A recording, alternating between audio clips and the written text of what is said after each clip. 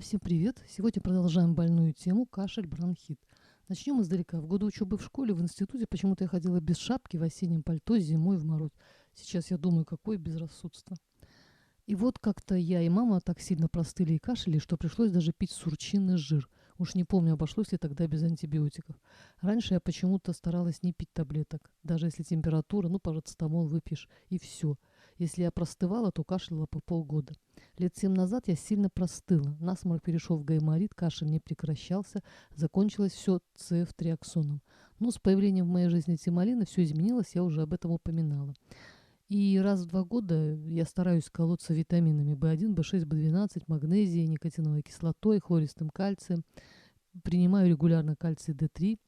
Внимательно читайте инструкцию. В6 можно проколоть с магнезией. Хлористый надо отдельно колоть в вену. Надо осторожно, может вступить в реакцию и выпасть в осадок. В общем, внимательно читайте, советуйтесь с врачом.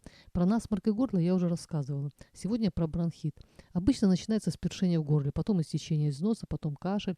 Першение в горле лечим соляным раствором, насморк чудодейственной мазью, делаем ингаляции, парим ноги и чередуем горчишники с банками. Обычно мы берем детские горчишники. Листик разбит на четыре части, и в каждом порошок сухой горчицы. Такие горчишники очень долго хранятся, даже просроченные эффективны.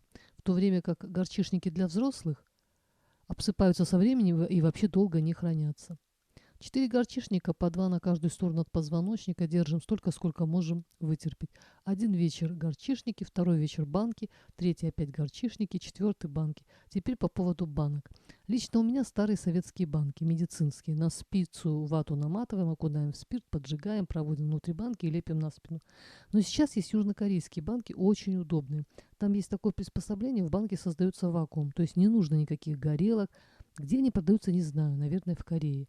Но у своих знакомых я видела такие банки в чемоданчике, справится даже ребенок лет 7. В интернете я видела китайские. Просто дело в том, что консервативные банки не всякий взрослый может поставить.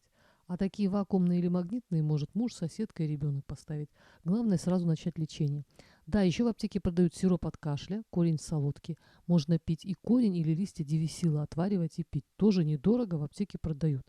Может, у кого-то на даче растет девисил. Если есть на даче баня, то тоже рекомендую. В крайнем случае, если кашель не прекращается какое-то длительное время, можно попить бромгексин. Я пила, очень хорошо помогает. Но сейчас я не работаю, делаю все вышеперечисленные процедуры. В последний раз обошлась без банок и горчишников, но своих домашних лечу только по этой схеме. В эту зиму пока обходимся без таблеток. Всем здоровья и удачи!